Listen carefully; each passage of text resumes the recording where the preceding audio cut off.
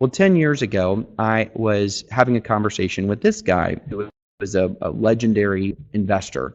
And I was telling him about this idea that I had. And he said, well, would you like to get together with some friends over lunch to get feedback on your idea? I said, that would be fantastic. So we get together for lunch and have a helpful conversation.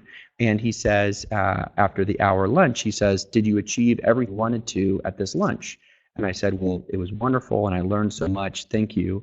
And then he looks at me and he says, would you like $250,000?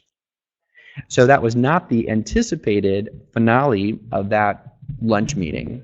But looking back at it, I realized that what had happened over that lunch was we had built rapport. We had built a relationship by going back and forth.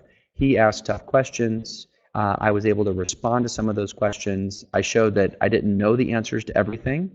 And by doing that, I built trust with him. And then he said, I want to invest.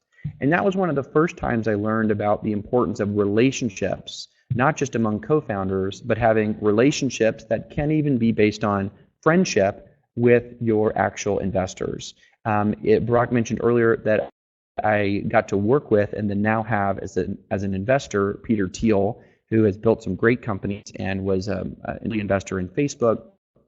And Peter, often in making an early stage investment of $1 million or $5 million, will not really look at a business plan or a pitch deck. Instead, he will have a several-hour dinner with the founders.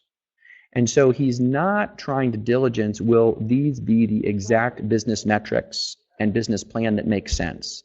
Because he knows and is likely to dramatically change. What he wants to get to understand is you as a person. We'll talk more about that a little bit later. We did get to